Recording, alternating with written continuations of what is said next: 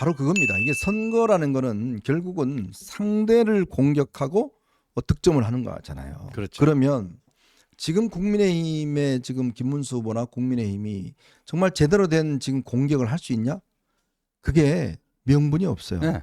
노는 이래버리면 끝나는 거예요. 그렇죠. 자, 국민의힘을 그동안 이 국민의힘이 자 한동훈 당시 대표 시절도 그렇고 이 공격을 있었던 거는 그나마 그 부분에 대해서만큼은 주장할 수 있는 근거와 도덕적 명분이 있었기 때문에 그렇죠. 공격을 할 수 있는 거 아니겠습니까? 바로 그겁니다. 네. 우리가 늘 선거는 상대평가다.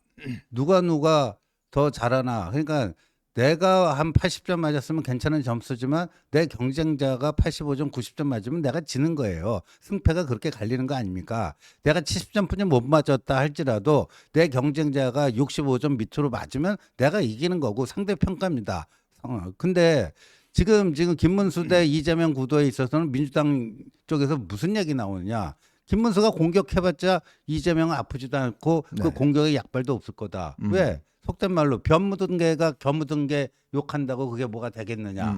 예, 그러니까 윤석열의 계엄이 더 나쁘냐? 이재명의 줄타내기 더 나쁘냐? 둘 중에 어떤 게 더 나쁘냐? 뭐 이런 게임이 돼버리는 거예요. 이게. 네. 저는 그래서 이번 주 후보 토론회가 꽤 걱정이 많이 됩니다. 네. 후보 토론회를 처음에 하면 아마 집요하게 아마 이제 이 이재명 후보와 이준석 후보 같은 경우는 김문수 후보를 그 문제를 가지고 공격을 할 겁니다. 네. 특히 계엄에 대한 문제, 윤석열 전 대통령에 대한 문제, 정광훈 목사와 관계라든지 그렇죠. 이런 것들을 아주 집요하게 공격할 거예요. 예. 그리고 과거 이제 이 김문수 후보의 어떤 이 정광훈과의 관계 설정했던 것들 이런 걸 가지고 집요하게 공격을 할 겁니다. 그러면 반대로 우리가 공격할 게 있어야 되잖아요. 근데 지금 공격할 거리가 이게 그 목소리가 클 수가 없어요. 그러니까 뭐 김문수 후보는 또 형수에게 뭐 쌍욕한 거 이거 뭐 그 형수도 뭐 두 번인가 직접 만나봤다 그건데. 네, 그 뭐 옛날 이야기잖아요. 네, 그거 갖고 되겠습니까? 네. 그거 하고 지금 비상계엄하고 이게 달아보세요 이게. 예. 더군다나 이제 저들의 어떤 반민주적인 행태, 대법원에 대한 협박이라든지 또 이런 이 정당 민주주의를 훼손하는 거라든지 또 입법 행포를 부리는 거 이걸 공격해야 되잖아요. 네. 근데 그런 분들은 새벽 3시에 후보 공고했었잖아요. 아 그렇죠. 후보 3시에 공격하셔갖고 그거 가지고 뭐라고 그러세요? 자 이렇게 이야기를 하면 어떻게 대답을 할까요? 자 거기다가 아니 후보님은 단일화 한다고 그래놔놓고 안 하셨잖아요. 그 약속 어기셨잖아요. 내가 거짓말한 거하고 후보님 거짓말한 거하고 뭐가 더 중요한가요? 뭐 이렇게 공격을 해버리면 이게 사실은 참 공격하기가 마땅치가 않습니다. 그렇죠. 자 예. 그러면 그런 도덕적인 우위를 가지고 있어야 이 싸움에서 사실은 이재명이라는 비도덕적인 사람을 이길 수 있는 무기가 되는 겁니다. 그렇기 때문에 아까 저희가 말씀드렸듯이 그 전제 조건들을 해내고 국민에게 솔직히 죄송합니다. 우리가 못했습니다. 제가 대통령을 잘 못 모셨습니다. 이런 이야기를 최소한 할 수 있으려면 그런 근거들은 마련해 가야 국민들이 TV 토론을 보시면서 야 그래도 김문수 후보는 뭔가 잘하려고 하는구나. 반성은 하고 있구나. 이런 느낌이 있을 거 아니에요. 근데 그런 것도 못 주면 국민들이 그 토론을 보고 뭐라고 이야기를 하시겠어요? 글쎄요. TV 토론 일자 토론이 이번 주 일요일인가요? 예, 뭐 그 열리는데 저는 이재명도 이재명이지만요. 예, 김문수 후보가 이준석한테 훨씬 더 시달릴 것 같아요. 그렇죠. 왜냐하면 이준석은요. 여기서 한이 맺힌 사람 아닙니까? 네. 국민의힘에 한이 맺힌 사람이고 그리고 이번이 자신에게는 엄청난 기회 요인이라고 생각하는 맞습니다. 거 아니겠습니까? 예, 하필이면 가장 오른쪽에 있는 일각에서 극우라고 평가되는 김문수 후보가 딱 돼버리니까 이제 국힘을 저 오른쪽 가상자리로 밀어내고 이 중도 보수 영역을 자기가 해서 보수의 대표 주자가 되겠다. 네. 뭐 이거 아니겠습니까? 그래서 저는 이준석의 이번 3자 토론의 주요 타격 방향은 이재명이 아니고 김문수가 될 거다. 맞습니다. 전 그렇게 보고 있고 네. 그리고 이재명은 이 국힘 내부자가 아니었기 때문에 외부자가 공격하는 것과 이 내부에 있었다가 쫓겨난 사람이 공격하는 게 달라요. 그렇죠. 아무래도 이쪽 내부의 생리라든가 사정을 정확히 꿰뚫고 있기 때문에 이준석이 그런 작전으로 나올 것 같아요. 자 이제 그렇게 되면 그거를 방어하기가 네. 참 쉽지 않을 겁니다. 그럴 것 같아요. 네. 그런 상황 때문에 지금 그나마 그래도 한동훈 후보가 제시한 부분들에 대해서 뭔가 하게 되면 일단 나중에 뭐 저는 성사 가능성은 없지만 그래도 이제 이준석 후보와의 접점이 생겨져요.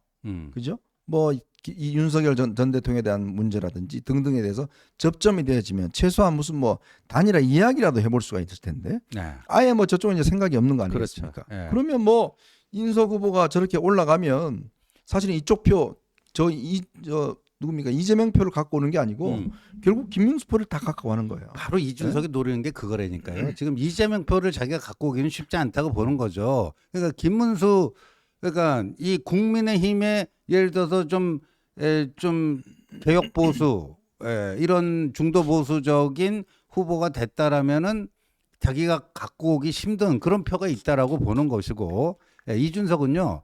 이준석을 단일화하려면요. 네. 일단 이준석 지지율을 확실하게 5% 밑으로 눌러야죠. 눌러놔야 돼요. 그러면 이 현타가 오거든요. 네. 선거 비용 10% 이상 나와야지 뭐 일부 보전 받고 15%가 넘어야지 전액 보전 받고 그러잖아요. 네. 그러니까 10이라고 하는 두 자릿수가 굉장히 중요하거든요. 네. 그러면 이준석이 암만 뭐 뛰어봤자 국민의힘에서 뭐 표 좀 긁어 온다 할지라도 두 자릿수가 되기 힘들겠다라고 하는 그런 뼈저린 현실 인식 속에서 그러면 내가 단일화 뭐 해서 후보 양보 뭐 하고 뭐 다른 거라도 좀 챙겨야 되겠다 이런 현실적인 판단이 될 텐데 네. 지금의 이준석은 그거 아니에요. 이 잘만 하면 두 자릿수 그 이상도 뭐 할 수 있겠다. 네. 지금 이렇게 희망에 불타 있는 거예요 지금. 그러니까 네. 이제 이 단일화가 사실상 이제 힘들고 또 힘든 데다가 이제 지금 이 김문수 후보의 이제 확장성이 원래부터 이제 좀 없지 않습니까? 그렇죠. 없는데 지금 이 확장성을 더하기 위해서는 우리가 이야기했던 이 전제 조건들이 해결돼야 되는데 네. 이제 그것도 해결되지 않고 계속 이제 저런 친윤들 오늘도 보니까 울산 갔는데 옆에 권성동 있고 뭐 그러니까. 김기현 있고 뭐 이래갖고 선거운동 하는데 그렇게 선거운동 해갖고는요 제가 볼 때는 오히려 마이너스만 될 수 있는 가능성도 있어요. 어제 뭐 대구 가서 그 지원 유세하는데 권성동이 마이크 잡으니까 대구에 우리 당원들과 지지자들이 뭐라고 그랬어요? 꺼져라, 나가라. 너보다 이재명보다 네가 더 싫다. 꺼져라, 나가라. 그 얘기 한 거 아닙니까? 오죽하면 대구 당원들과 지지자들이 권성동한테 그런 얘기를 하겠어요. 참 제가 그 모습 보면서 야 참 이게 선거 유세를 하는데 당의 원내대표가 나가서 하는데 다 밑에서 원내대표 욕을 하고 있으니 네, 이게 선거운동이 분위기가 되겠냐고요. 안 되죠. 네? 네. 그러니까 저는 최소한 본인이 조금 양심 있고 본인이 정치적인 감이 있다 그러면 선거운동에 빠져야 됩니다. 네, 빠져야 지금 돼요. 권성동 원내대표가 선거운동 나서서 무슨 플러스가 돼요? 표를 보태주는 게 아니라 표를 깎아먹고 다니고 있잖아요. 그런 사람. 그러니까 결국은 이게 선거운동에 대한 승리에 대한 그 관심은 없고 네. 결국은 본인의 어떤 정치적인 어떤 미래 이것만 지금 바라보고 있는 거야. 지금 그 사태에 대해서 본인이 한 번이라도 국민들에게 사과한 적이 있나요? 제대로 한 적 없죠. 없어요. 그러니까 권영세 비대위원장 그래도 사퇴를 했잖아요. 네. 근데 거기에 중요한 역할하고 단식까지 했던 본인은 지금 한 번도 사과한 적이 없지 않습니까? 그 알량한 대통령 후보 자리에 연연해갖고 한심한 그 모습 보이고 있다. 이렇게까지 폄하를 하고 직격을 한 권성동이 네. 그 지금 김문수 후보 옆에 서가지고 그냥 뭐 가장 뭐 그 측근인 것처럼 이러고 있는 모습 보면 참. 참 모르겠습니다. 참 그 알량한 원내대표 자리를 그렇게 유지해야 될지는 모르겠지만, 그러니까 선거 전략도 그렇고 이게 이 김문수 후보 주변에 이게 다시는 분들 이 이미지가 제가 볼 땐 썩 좋지가 않아요. 네, 그렇습니다. 뭔가 좀 젊고 이런 분들 뭐 김용태 위원장하고 다닐 때는 뭐 좀 괜찮은데 그렇지 않은 권성동, 김기현 뭐 이렇게 다니면 이게 무슨 국민들이 보시고 이게 무슨 뭐 새롭다라고 말을 못 할 것이고. 윤 어겐, 친윤 어겐. 네. 친윤 어겐. 오죽하면 김영삼 대통령 차남인 김현철 소장이 오늘 도저히 김문수 후보는 지지 못하겠다 하면서 네. 이준석 후보 지지를 선언했어요. 참 그러니까 지금 한동훈 대표가 조금 전에 이제 페이스북에 이제 글을 올렸습니다. 글을 올려서 그러니까 자꾸 선거운동 하지 않는 이런 문제를 가지고 선거운동이라는 게 뭔지는 모르겠어요. 자, 이런 문제를 가지고 지금 이 패배 알리바이를 만들려고 하고 있다. 이야기는 뭐냐면 선거운동이라는 게 그렇습니다, 여러분. 지금 이 가장 중요한 것은 이재명과 충분히 싸워서 뭔가 어떤 이 득점을 하는 게 선거운동일 테고요. 그렇죠. 그리고 선거운동 현장에 가서 뭐 말을 해야 될 거 아닙니까? 네, 왜 지지해야 되는지를 국민들에게 설득을 해야 될 거 아니에요. 맞습니다. 근데 지금 한동훈 후보는 그동안 계속 이야기를 해왔습니다. 이 계엄과 탄핵에 대해서 국민들에게 사과하고 그리고 윤석열 전 대통령 부부와 단절해야 된다. 네, 그 이야기를 계속 해왔잖아요. 그렇죠. 근데 그걸 하나도 안 하고 있는 후보를 과연 국민들한테 여러분 지지해 주세요라고 어떻게 이야기를 하죠? 그러니까요. 그 지지할 수 이야기할 수 있는 방법이 있나요? 그러니까 그런 조건들을 최소한 만들어야지만이 지금 이 운동에 힘이 생기고 당연히 그거를 원하던 지지자분들 이번에요 보시면 알겠지만 한동훈 후보가 한테 표를 준 분들이 44% 아닙니까? 예. 이제 그런 분들을 어떻게 투표장으로 이끌을까요? 그러니까요. 그리고 이제 그 저 한밤의 쿠데타 때문에 그런 이제 그 친윤들에 대한 반감 이것 때문에 더 늘었어요. 그게 네. 그 44%에도 더 이제 들어가지고 이제 과반으로 그 부결시킨 거 아닙니까? 후보 네. 교체. 예, 그런 상황입니다. 그래서 저는 자꾸만 왜 도와주지 않느냐. 네. 그 얘기 하려면 한독수한테 먼저 물으십시오. 당신들이 그토록 그 추대하고자 했던 한독수한테 먼저 같이 와서 합시다. 한독수 그분은 끝까지 뭐 좀 하려다가 결국 그 자빠져 버린 건데 한독수야말로 그 결승전도 사실 그 무임승차 해갖고 결승전 치른 거 아니에요. 제가 이야기 들어보니까요. 예. 돈을 거의 안 썼대요. 어. 네. 거의 돈을 안 썼대요.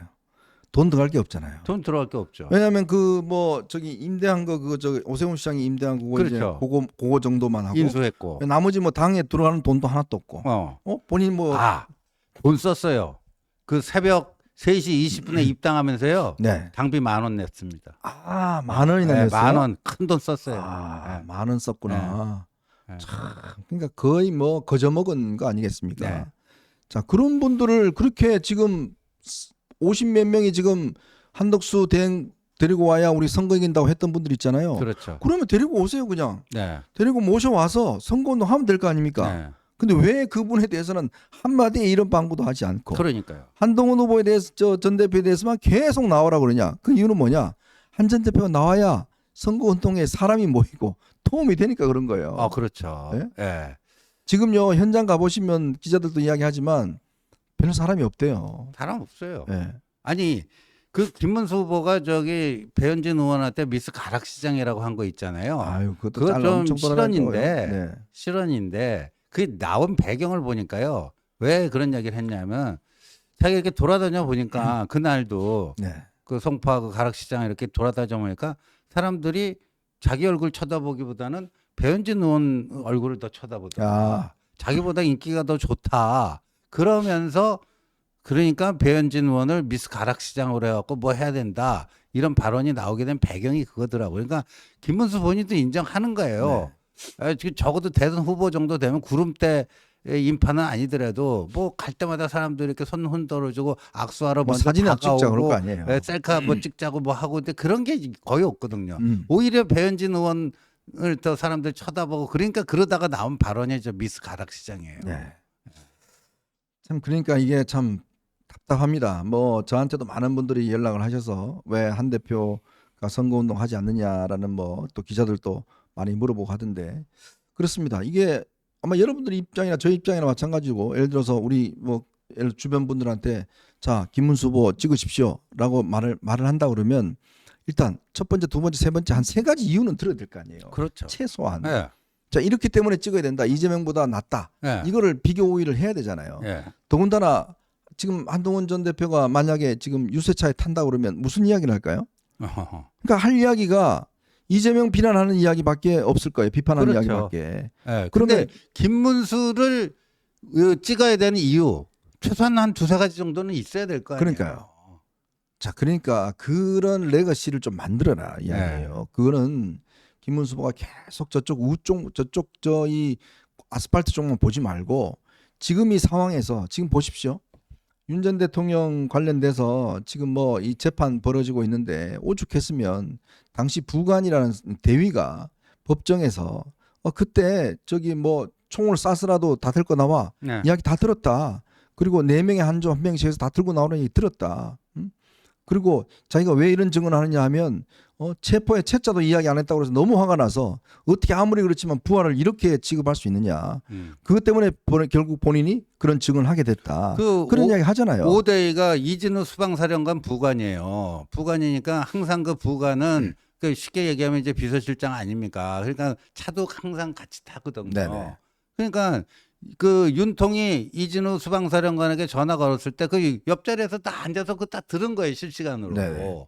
실시간 듣고 그 뭐 총을 쏴서라도 문짝을 부수더라도 4명 4인 1조로 얻고 나와라, 뭐 들쳤고 나와라, 190명이라는데 그거 확실하지 않을 수도 있다. 뭐 이러면서 계속 그걸 해 하는데 이진우 그 수방사령관이 거기서 확실하게 화끈하게 네 알겠습니다 각하 뭐 이렇게 안 하니까 오히려 왜 대답 안 하냐고 네. 그 증언까지 한 거 아닙니까? 거기에다가 지금 내일 또 김건희 여사가 일단 검찰에 소환 통보를 받은 날짜입니다. 자꾸 이제 이 문제가 무슨 뭐 다이아몬드 목걸이 뭐 어쩌고저쩌고 하면 이게 선거에 도움이 되겠냐고요. 근데 왜 계속 같이 가려고 하는 거예요. 그러니까 이게 어떤 정당이라는 거는 영속성이 있습니다. 후보는 대통령 돼도 5년이 끝나면 끝이지만 그렇죠. 그러나 정당은 계속 진행돼야 되는 거예요. 이 정당이라는 거는 끊임없는 영속해서 후보를 계속 배출해내고 만들어 나가는 겁니다. 왜 예전에 대통령들이 김대중 대통령 본인 결국 탈당했지 않습니까? 노무현 대통령 마찬가지고요. 왜 그렇게 했겠습니까? 다 자기를 밟고 가라. 그런 어떤 기본적인 정치인의 양식이 있었기 때문에 그런 거예요. 맞습니다. 지금 이 어마무시한 일을 저질러 놓고 윤석열 전 대통령은 지금 본인은 끝까지 함께 하겠다고 그냥 발목 잡고 있으니 이게 지금 상식적으로 말이 되냐고요. 그걸 왜 또 미련하게 계속 아니 놔두자 이렇게 이야기를 하냐고요. 누구 좋으라고. 그러니까 예, 그 윤석열 그 계엄 내란 정부에서 장관한 사람답다 이런 얘기가 나오잖아요. 그러니까 참 이재명 측은 선거운동하기도 되게 쉽겠어요. 되게 예. 지금 심플합니다. 예. 구도가 심플하고 이재명 쪽에서 공격할 수 있는 포인트가 너무 많아요. 예. 자, 그렇기 때문에 그거를 빨리 우리가 없애자라고 이야기를 하는 거 아니겠습니까? 이게 뭐 무조건 김문수 후보를 떨어뜨리자고 하는 게 아니지 않습니까? 그럼 무조건 선거운동 해야 된다. 그럼 무조건 뭐 어떻게 하라는 거예요? 아 그러니까요. 난 저렇게 얘기하는 분들 그 참 전 답답해요. 거꾸로 묻겠어요. 예, 그럼 한동훈이 지금 이 상태에서 김문수가 한동훈이 요구한 3가지 조건 하나도 제대로 들은 게 없는데 자 그럼 한동훈이 지원 유세 나가서 마이크 잡고 뭐라고 얘기할까요? 그거 자꾸만 한동훈이 뭐 해야 된다 그거 한번 본인이 한번 써보세요. 한동훈이 뭐라고 김문수 후보 지지해달라고 멘트 칠 수 있는지. 예. 그러니까 이 지금 상황에서는 정말 이제 저희도 그런 말씀드리지만 자꾸 이 친윤들이 이 기본적으로 자신들이 저지러 놓은 이 죄상에 대해서는 전혀 반성하거나 개선의 여지가 없으면서 또 한 번 이 선거 패배를 전제로 해서 뭔가 책임 떠넘기를 하고 있는 게 아닌가. 최소한 한동훈 전 대표에게 하려면 그래도 진지하게 와서 뭐라도 이야기를 하든지 그렇죠. 뭘 해야 될 거 아닙니까? 네. 아무런 대답도 없으면서 너 왜 안 해? 이 무슨 애입니까 지금? 이런 식의 취급을 받고 또 나중에 책임 떠넘기겠다? 저는 이거는 진짜 이 양심이 없어도 정말 없다는 생각이 들어요. 그렇죠. 예, 그렇습니다. 예. 예, 하여튼 뭐 지금 선거운동 이제 우리가 본격적으로 뭐 이제 이걸 해야 되는데 그러기 위해서는 김문수 후보나 김용태 비대위원장이 결단을 내려야 됩니다. 최소한 지지자들이 지금 선거 포기하겠다는 분이 너무 많아요. 이런 분들을 선거 투표장으로 가기 위한 심플하지 않습니까? 윤석열 대통령 한 표밖에 없어요. 예? 근데 그 많은 분들은 수많은 표를 가지고 있단 말이에요. 그렇죠. 그럼 누구 이야기를 들어야 되겠냐고요. 예? 누구 이야기를 들어야 당선되겠냐고요. 이제 그런 심플하게 이야기를 드리겠습니다. 자, 저희는 이제 3번째 이야기로 한번 넘어가 보도록 하겠습니다. 여러분 보시면서요. 구독과 좋아요 알림 꼭 부탁드리도록 하겠습니다.